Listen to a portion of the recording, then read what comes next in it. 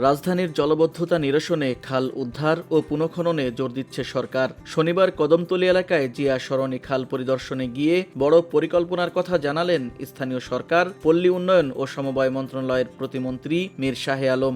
আমরা আপাতত পানি প্রবাহ সচল রাখার কাজ করছি এবং আজকে আমি ঘোষণা দিচ্ছি যে বর্ষা মৌসুমের পরেই এই খালের দুই ধার বাধাই করে পানির প্রবাহ সচল রাখার জন্য যে ব্যবস্থা করব। প্রতিমন্ত্রী জানান, জিয়া সরণি খালকে বুড়িগঙ্গা নদীর সঙ্গে সংযুক্ত করতে ইতোমধ্যে ৩০০ কোটি টাকার প্রকল্প অনুমোদন হয়েছে। পাশাপাশি শ্যামপুর খাল উন্নয়নেও নেওয়া হয়েছে প্রায় ৯০০ কোটি টাকার প্রকল্প।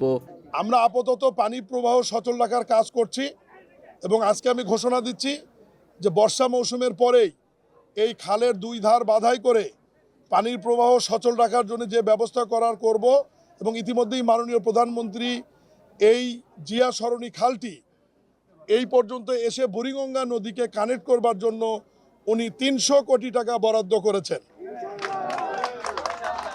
এবং আমাদের পূর্ব দিকে যে শ্যামপুর খালটি পরিষ্কারের কাজ চলছে, এই প্রকল্পও আমাদের প্রশাসক আব্দুল সালাম মহোদয় আসার পরে এটা অনুমোদিত হয়েছে, কাজ শুরু হয়েছে। এখানেও আমাদের ৯০০ কোটি টাকা বরাদ্দ আছে ইনশাল্লাহ।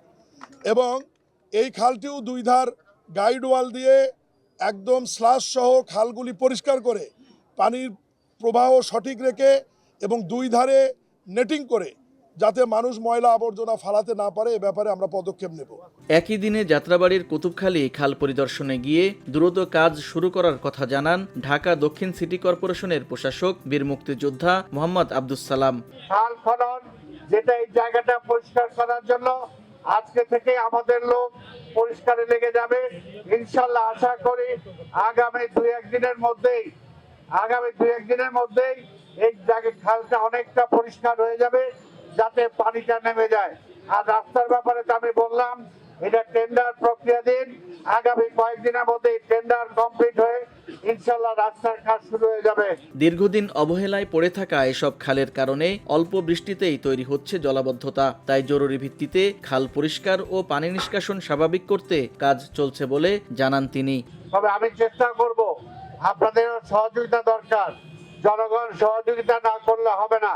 প্রত্যেকটা খাল বন্ধ হয়ে গেছে, আপনার পলিথিন ফেলান, আপনার বাড়ির আবর্জনা ফেলান, এই সমস্ত দয়া করে খালে আপনারা ফেলবেন না, রাস্তায় ফেলবেন না। রাস্তাটা ঝাড়ু দিয়ে রাস্তার আবর্জনা যদি খালে ফেলা হয় তাহলে তো খালটা বন্ধ হয়ে যাবে। তাই আমরা বলবো যে আজকে জনগণকে সচেতন হতে হবে। জনগণ আর সিটি কর্পোরেশন মিলে আমরা চেষ্টা করলে আমরা পারবো। জলবদ্ধতার দুর্ভোগ থেকে স্থায়ীভাবে মুক্তি পেতে খাল নালায় ময়লা না ফেলার জন্য এলাকাবাসীর সহযোগিতা কামনা করেন সংশ্লিষ্টরা। মুজাহিদুল ইসলাম, ভিওডি বাংলা, ঢাকা।